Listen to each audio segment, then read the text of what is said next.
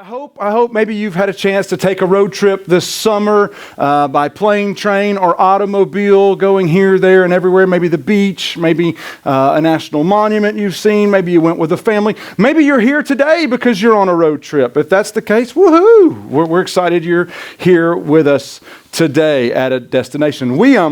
The family this week loaded up, and we had a little mini road trip this week as we went to Dollywood, right? It was my first time going to Dollywood, which Dolly Parton wasn't there, spoiler alert. When you go to Disney World, there's big like Mickey Mouse people walking around. There's no like big Dolly Parton character walking around. It's just you and a bunch of amusement at the amusement park together. And so I came away with a takeaway this week. We went to Dollywood, and then we went to Splash Country, which that was a lot of fun. But amusement parks are a young man's game.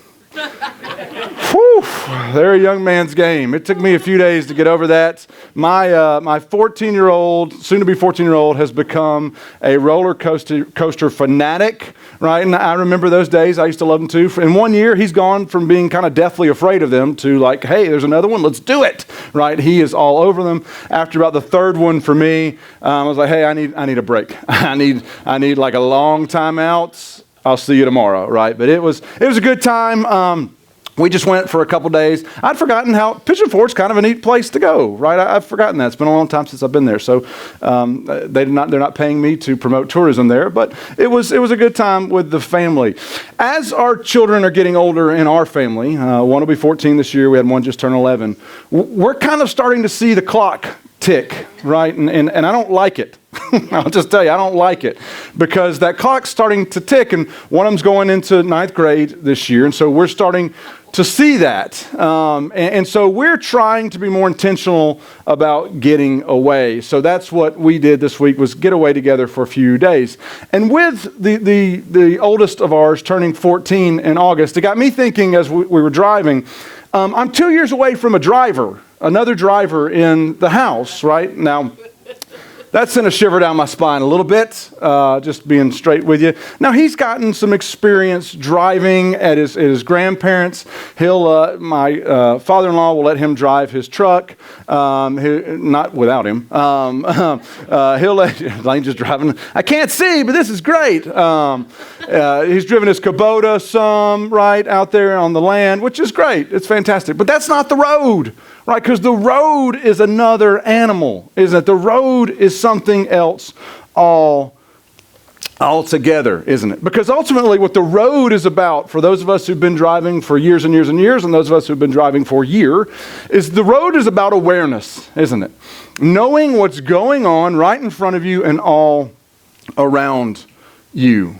Last year, we, for the first time in 13 years, we bought a new family van, right? Woohoo, family vans, right? But we bought one the year Lane was born, and then so he turned 13 last year. We bought a new one last year. It was about time for us, and so we did. And as you know, those of you who have gotten new vehicles in the last few years, there's a big difference between a car from 2005 and a car from 2018, right? Lots of bells and whistles, lots of new things to learn. And part of my learning curve with this new vehicle has been an awareness thing, because now I have a new awareness of what's going on behind the vehicle, because it has the little rear view camera, right? So when I'm backing out of a parking spot, I can see what's going on back there, which my wife will be the first to tell you. I'll be the second to tell you that I'm a terrible parker. And so like I need my own personal parking team wherever I go, because I need help getting in and out of spots, or getting even in spots. And so I enjoy the little rear view camera that helps me get in and out of a parking spot. Now, where I'm more aware backing up, I'm actually less aware now of what's going on right in front of me. Let me tell you why. We got Sirius XM radio with this new vehicle, man. And those Sirius folks, they know what they're doing, because, they give you the free preview and then you get hooked and then you're like, oh, I got to get this again, right? And so we're on our first little subscription to that, but I love it, man. I love Sirius XM radio. And in that, I am a channel surfer. Right, I'll hear a song, like it, next song, don't like it. Oh, we're clicking, we're moving. 90s on 9, 80s on 8, 70s on 7. Here we go, scroll. With that being said, I will often take a peek at what's on the radio, like what song's playing, who's playing what. And so I'm driving and I'm peeking a little bit. And it's all Beth can do to not slap me, like, hey, watch the road, right? So I'm actually more aware of what's going on behind me now with the rearview camera, but I'm less aware of what's going on in front of me because of Sirius XM radio. It's a blessing and a curse, right? It's a blessing and a curse. Road rules are all about being aware, right? All about being aware. And for many of us, there's kind of two levels of road rules classes. There's a road rules 101 and there's a road rules 201, right? And road rules 101, most of us learned this back in driver's ed. In fact, if you need driver's ed credit, I'm about to give it to you right here. So you can just where did you take driver's ed? My church. The preacher there one day just started talking about driving. So I'm good to go. Road rules 101 works like this. That's the 10 and 2 stuff, right? That's when you get in the car and you put your hands at 10 and 2. Question, you don't have to raise your hand. How many of us still go 10 and 2? How many of us? I'm not really a 10 and 2 unless I'm kind of nervous or I'm in traffic and I'm just, ready to go, right? That's when I get 10 and 2. I'm most of the time more of, if I'm on my truck, I'm a 12. Yeah, right? If I'm traveling, I'm more of a 5 and 7, right, down here. Sometimes just a 5. I got to change the channel on the radio, right? So that's what I do. But 10 and 2, right? We're taught 10 and 2. Road rules 101. Check your mirrors, right? Check your mirrors. You get in, you look, make sure everything's good to go. You want to buckle up. I was fortunate enough to grow up in a home where we buckled up, no questions asked, right? You always buckled up, so that's never been a problem for me. I know some of us were raised differently than that, but buckling up has never been a big deal. Of course, when you're driving, you want to stay in the lines, don't you? You want to drive in the lines. Those aren't suggestions, right? This isn't coloring, just whatever you want to go outside. Stay in the lines, right? It's always a good thing. As we were traveling this week, we saw a guy who thought it was a suggestion. He's just all over the road. Daddy, why is that guy doing that? I don't know. We're staying far away, though. Right, stay away from him. You want to mind your feet, right? Gas, brake. My grandmother drove an automatic and she used both feet, right? Maybe you do as well, but she was a gas with the right, brake with the left, right? I don't know how she did it, but she did it. Road Rules 101 is all about being aware of yourself, right? And what's going on right in front of you, minding your vehicle, right? What's going on right in front of you. Now, Road Rules 201, the graduate class of driving, is a little more intense. And most of you know this, right? Road Rules 201 is more about looking out for the people around you, isn't it? Right? You're mindful of yourself, but you're also mindful of the people around you. You're looking in your rear view. You're checking your mirrors at the guy behind you that is driving all over the road, right? That is using the lines in the road like a coloring book, right? You're mindful of him. When you're on the interstate, you're definitely mindful of everybody else, aren't you? You want to merge? Well, are they merging? I don't know. Let me see if they're merging. Okay, there's that truck. Want to get behind or in front of that truck. Are they going? You're watching blinkers. You're watching people all over the road, so you'll know how to proceed. Road Rules 201 is when you're at a red light and that light turns green, right? The instinct is to what? Just go, right? Here, let's just go.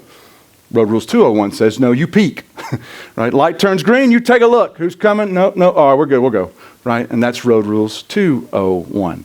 I had a friend this past, a couple weeks ago. He took his middle child to take their driver's test. And they were going over to Blairsville. And so they stopped actually at the wife's place of business that morning before the test to go and get a little more practice in before they went to take the test. And so they're practicing parking, they're practicing parallel parking, backing up, reverse, all that. They're working through that. And the dad said, as we pull in the parking lot, I'm looking at the cars. This is a family-owned business. And so there's family cars in the parking lot, not any other cars. And I'm looking at the cars. I'm like, if he could just not hit that one, we'd be good, right? It's a nice car. And he's like, we'll be all right. If we get out of this without him hitting that car, it'll be a good day. Well, long story short, he clipped that car. He got the car. And my buddy's like, oh, are you kidding me? He's like, the one car I was thinking, just don't hit that one. And he hits that one. In fact, to hear my friend tell the story, it's like, I had no hope of him passing that test that he went to the DMV to take. He goes over, right? He goes over and he's watching him do the parking test running and mutilating combs, running over them as he's taking it. And then they get in the car and like, all right, we're going to take the test. And he's like, oh, there's no way. There's no way he passes this test. And they come back and kid gets out of the car and is like, I passed, woohoo! So Road Rules 201 means you're looking out for my buddy's son driving right now. You better be on the lookout because he'll get you. Right? He will get you. You better be aware. And that's what Road Rules 201 is, being all aware of the people around you. Not just aware of what's going on in front of you, but aware of the people around you. And while this is kind of how it works for driving and road rules, it's actually opposite when it comes to how we relate to one another. Right? It's the opposite when it comes to how we relate to one another. Because most of us grew up hearing the golden rule. Right? Hearing that when it comes to other people and relating to other people, that we need to look out for everybody, right? We need to do unto others as you would have them do unto you, right? Live by the golden rule. We use that with our boys. It's probably used on you as a kid. The crazy part about the golden rule is what we can tend to do, especially as Christians, we can often turn the golden rule into a golden ruler and just smack people when we think they're not doing as the unto should be done, right? Like you're not doing as I think you should be doing, so smack, right? And we'll hit them with it, right? We can turn the golden rule into do unto others as we think they should do unto us, right? Or do unto others as we think they should be doing, right? You shouldn't be doing that, right? You should be doing golden ruler, smack, right? Or do unto others as has been done to you.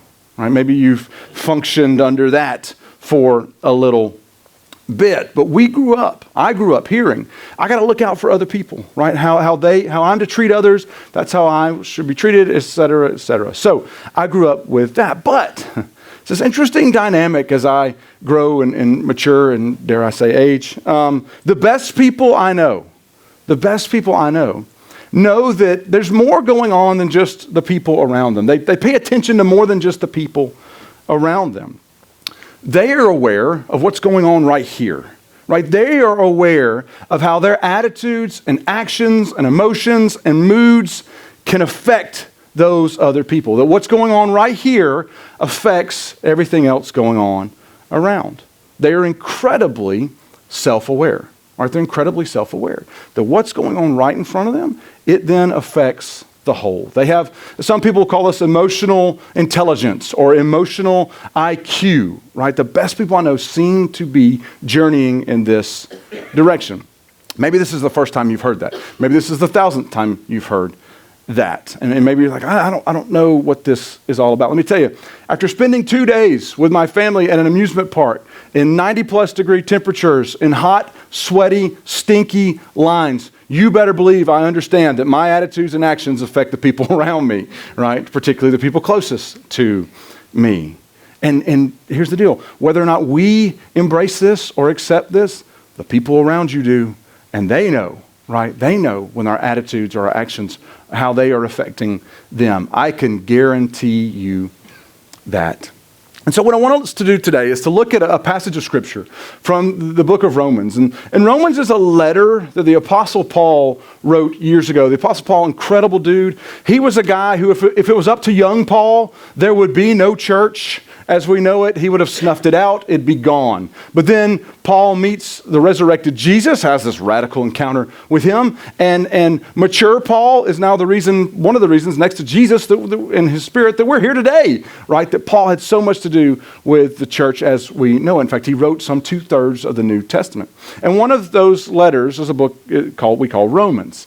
And Romans was written to some friends of his in, of all places, Rome. And Rome is this huge, decadent culture, and this letter reflects that because Romans is this sprawling, huge theological treatise on who God is and what he's done for us through Jesus. And it deals with big ideas like atonement and sacrifice and sanctification and these big churchy words, right, that you can find in that book. But in the middle of this giant master's level class on who God is and what he's done for us, there's this incredible little passage about how we relate to one another, specifically how we function out of who we are toward the people around us. So Romans 12, chapter 12, verse 3 is where we're going to anchor ourselves just for a minute this morning. And so Paul begins by saying this. He says, "For by the grace given me, I say to every one of you, do not think of yourself more highly than you ought, but rather think of yourself with sober judgment,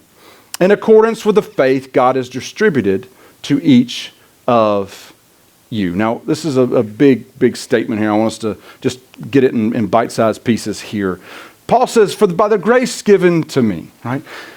If anybody other than Jesus in the New Testament could stand up and be like, listen here, folks, I'm this person. You need to listen to me because I carry weight. I have gravitas. I am a kind of a big deal, right? It's Paul. Paul could be like, listen, you may not know it right now, but 2/3 of this whole New Testament thing, I'm writing it as we speak. So hear me. Let me tell you what's coming, right? He could take the golden ruler stance if he wanted to. But this is how it is because Paul said so, right? This is what's happening here. But he doesn't do that, does he? He could have played the I'm Paul and you're not card, but Paul doesn't do that. Instead, he comes humbly before these folks. He comes with humility. And he says, for the grace that's been shown to me, right? For the unmerited favor that people have given to me, I want to say to you, because I have been graced, I want to grace you now. Because what I'm about to say can be a little difficult to hear, but I want you to hear it through the lens of grace, right? I, Paul, have been shown unmerited favor. I want to do the same for you. So that's how he begins his exhortation here. He says, do not think of yourself more highly than you ought. This would be a great slogan for our 21st century American culture, right? We live in a culture that thinks very highly of itself, don't we? But Paul says, don't think of yourself in that way. Don't read your own press clippings. I imagine him at this part speaking to a group of 16-year-old boys in a basketball locker room, right? I know you all think you're the bee's knees and you're the greatest thing since sliced bread, but hear this. Don't think of yourself more highly than you ought, right? Don't read your own press clippings, right? Don't think of yourself more than what you actually are.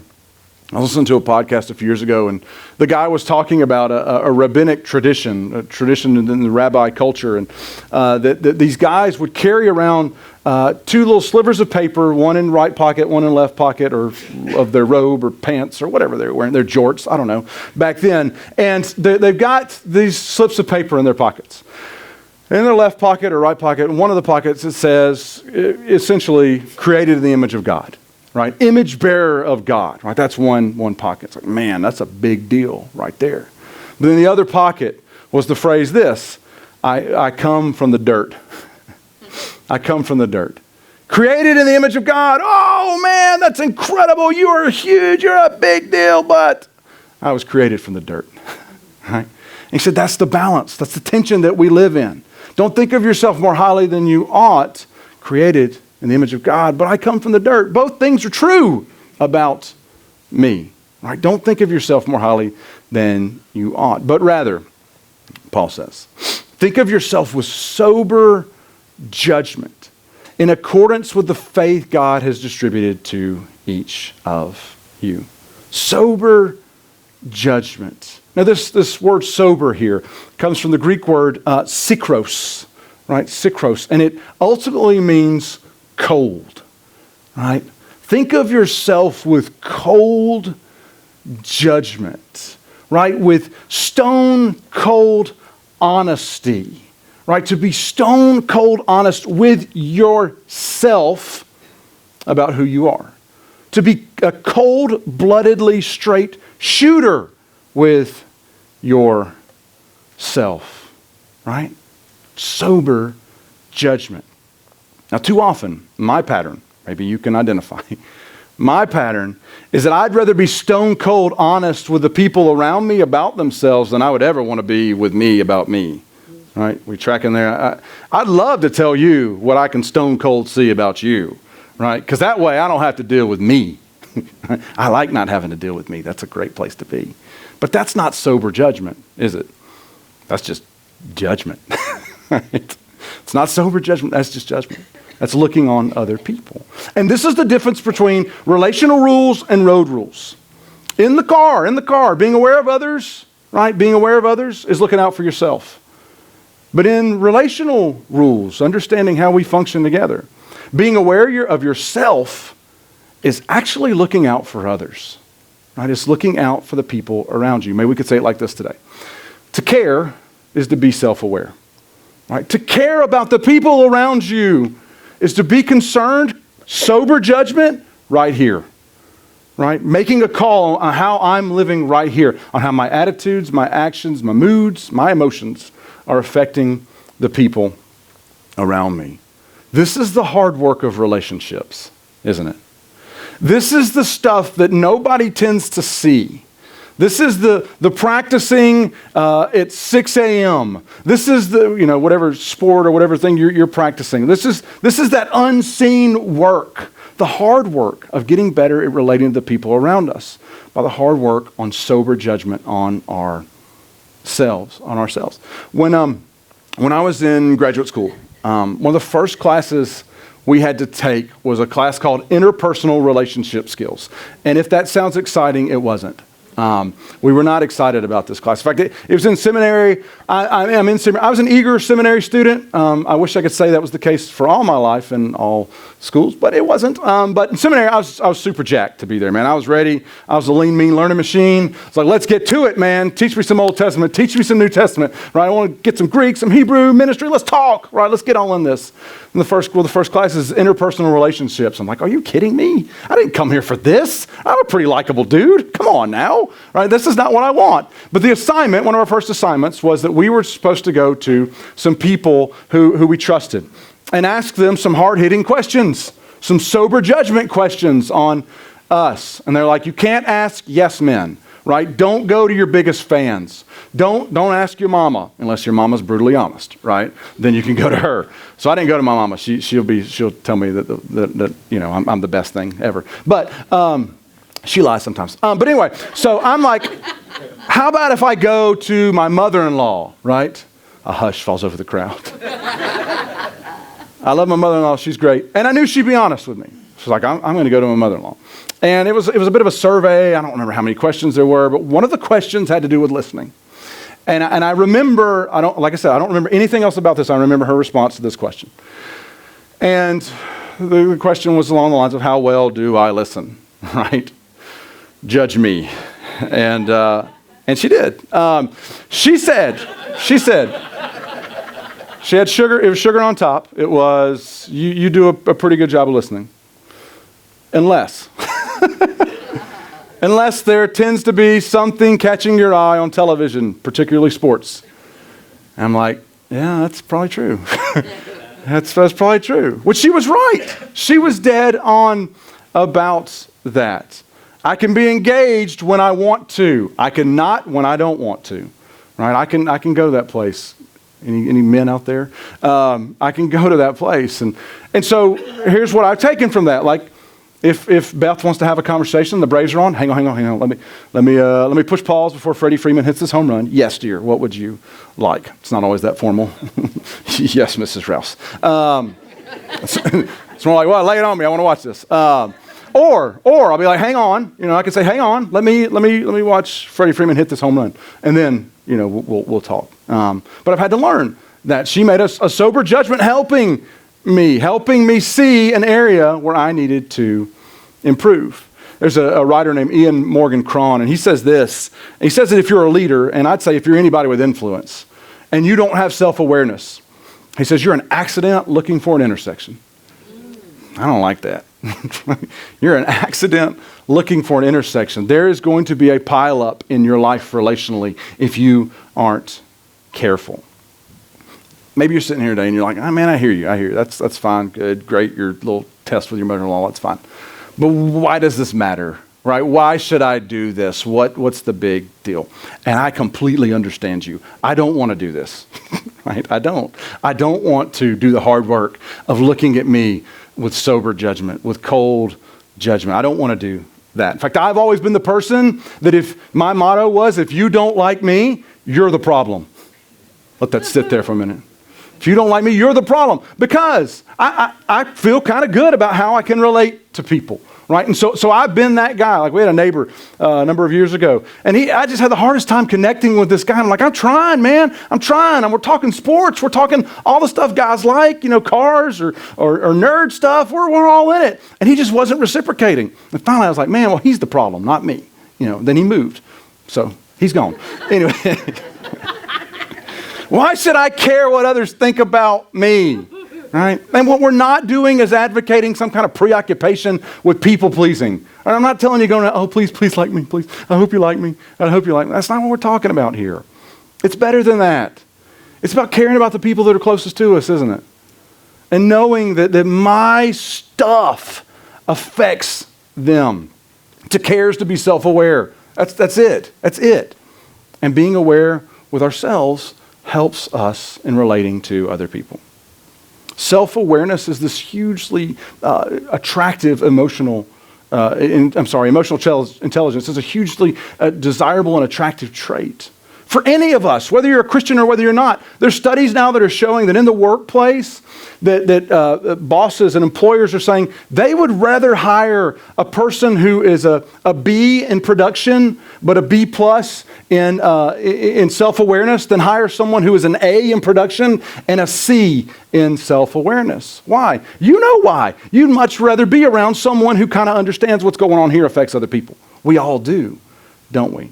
And Christians, we need to be super invested in this, super interested in this because of the message that we carry with us, the message of Christ, that he came and lived his life in perfect obedience to his Father, a life that we couldn't live. Then he died a sacrificial death so we wouldn't have to. And now he invites us to live a resurrected life that we shouldn't have any part of, but we're invited to live that through him. So to carry this message well, this beautiful message, is really our call, isn't it, to the people around us. Go back and check out the gospel accounts, right? And see how Jesus was a master at this. He was so incredibly self-aware, weaving in and out of social and political and cultural and religious settings with a seeming ease, right? There's Jesus doing that, hanging out with that person doing that. Consider, he enters an awkward cultural, social, and religious situation by engaging the woman at the well. Right? In that culture, a guy talking to her at that point, that was in a religious leader, that didn't happen. That didn't happen. But Jesus steps in. He steps in between the woman caught in adultery and the religious folks ready to bludgeon her to death with rocks. We should have a problem with that part of that statement. Religious people ready to bludgeon her to death with rocks. Have you tried stepping between religious people and someone who has wronged lately? That'll get you killed, right? It'll get you killed. It'll get you crushed today, right? But Jesus does it so well. He hangs with Zacchaeus, or some of you call him Zacchaeus, the wee little man. And wee little tax collector, we should sing a song about him, who despite his small stature, he made tons of people hate his wee little guts, right, because of who he was. And Jesus hangs with him. Right, it's incredible. He entertains a late night conversation with Nicodemus, this astute scholar, theologian, and Jesus just seemingly with grace and with ease hangs with him and leads him into truth. To carry the name of Christ well is to know ourselves. What makes us tick? Where are we falling short with other people? What are we doing that absolutely drives people crazy? How can we be more self-aware and healthy so that we can better relate to one another? And think about it. You know this. Have you ever been with a group of folks hanging out, like you're jovial, you're talking, you're enjoying each other, and then you know who enters the conversation? You know who walks in the door? And if you don't have an idea of who you know who is, there's a good chance you might be you know who. You enter the conversation and it gets weird, you're you know who. You are. You know how that is. And you feel for that person. You hate it for them. It's like, oh, if they could just see that when they do this, that it drives us all crazy, right? If they could just have some sober judgment. And this is where this golden rule understanding of living can give way to what I love. Pastor Andy Stanley, he says it's called the platinum rule. The golden rule gives way to the platinum rule. That John records Jesus' words in John 13. When Jesus said this, "A new command I give you, Love one another, right? Okay, heard that before, Jesus. And then Jesus says this, as I have loved you, so you must love one another. Wait a minute, that's a little more difficult than just do unto others. Yeah, that's sacrificial love. By this, everyone will know that you are my disciples if you love one another. Jesus is saying, do unto others as I have done to you. Wait a minute, you gave your life for me. Yeah. Do unto others as I have done for you. And loving the people around us begins with being aware of what's going on right here, right? And the last 10 years or so, this has so become evident to me as how I pursue caring for the people around me, right? I know it. Man, I know where I struggle. I know where this gets in the way, and I want to grow in this. And my thinking is that we all, as we want to grow in the direction of Jesus, is that we would want this as well. So I want to give you 4 quick helps, right? Four gauges on your dashboard, if we're still driving that car. 4 gauges on your dashboard that we can begin to do some sober judgment this week and to see where we are falling or where we are rising. What is it that the people around me see that I don't see? I want to give you 4 real quick, okay? And this is what self-aware people tend to understand. The first one is this. They tend to understand their impact on others. They tend to understand what's going on, how they are being perceived, and their impact on others. And this is such an endearing trait, isn't it? Self-aware people understand their attitudes and actions and the role those play in others and their attitudes and their actions. That sounds simple, but it's a big, big deal. Think about it. How many times have you had a bad day? Like you don't know how it even happened. You don't know how it started. Right? But all of a sudden it's a bad day and you're struggling and just things aren't going your way. And then how many times does that mysteriously bad day have a negative impact on the people around you? Have a negative impact on your spouse, on your kids, on your coworkers. What started with your bad day has now become their bad day. When we're striving to be self-aware, make sober judgment on ourselves, we begin to see this and the impact on folks. Self-awareness starts to address this, right? And we realize that our attitudes, actions, moods, and emotions, that they have an effect on other people. Right? Who doesn't want to be around somebody like that that's invested in figuring that out? And if you struggle with your mood, and let's be honest, who doesn't? Right? There are a few ways to handle that. First part is this. You be the first to recognize it. You be the first to recognize, hey, I'm not happy right now. I am a little frustrated right now. You be the first. Don't let your spouse, don't let your kids, don't let your coworkers be the first to recognize it. We need to recognize it first. Okay, I've gotten pretty good about this, all right, about being able to recognize when I'm a little perturbed, right? I feel it, man. Maybe you can identify. I feel it coming on. Or, I want to punch something. Something, not somebody. I can feel that. I struggle, and this is going to sound terrible, I struggle with the second part of this. That what we do next maybe is we would pray about it. Did I just say that? I just told you that. I struggle to pray about this. Like I feel it coming on. I'm like, just grin and bear it. I can make it, right? But no, more often than not it does. It spills out. Pray about it. Pray about it. I need to get better about that. God, I feel a mood coming on. Help me, right? Help me, Jesus. I need some help. More importantly, my family needs help because it's coming, right? I'm turning green. And then regulate it, right? Then regulate it. After you pray about it, regulate it. Right? Folks growing in self-awareness, they are growing in their awareness of their impact on others. Secondly, growing in their weaknesses. Right? Listen, nobody wants to admit they have weaknesses. Men, we're the worst about this. We don't want to admit we have weaknesses. Yeah, I can do it. No, you can't. Right? We have weaknesses. Shoot, even Superman has a daggone weakness. Right? And if Superman can have a weakness, you can too. Right? We all have weaknesses. If we're making these sober judgments on ourselves and we're growing in self-awareness, we recognize where we're weak, right? We recognize that. And we allow, and listen, on those places I'm weak, my wife knows not to ask me, hey, we got a construction project here at the house. Can you help? Yeah, no, I can't. I can't help. I'm sorry. Weak. Yeah, it's bad. And thankfully, that's been a good understanding for us, right? I'll do my best, but if you didn't want holes all over your wall, then you don't want me doing it. But that's where I'm weak. I know that. And you know what happens when you recognize your weakness? It allows other people's strengths to come through, right? You let other people be strong where they are. You be weak where you are, and then you can be strong where you are, which gives way to the next one, right? Gives way to the next one, which is self-aware people are aware of their strengths, right? They're aware of their strengths. Shoot, you are an image bearer of God. You are strong in Him. You have been given gifts to do things in Him. This is not being egotistical, because Paul already told us not to think too highly of ourselves. This is sober judgment. Where you're strong, work it. Work what you got, right? Work what you got. Do it.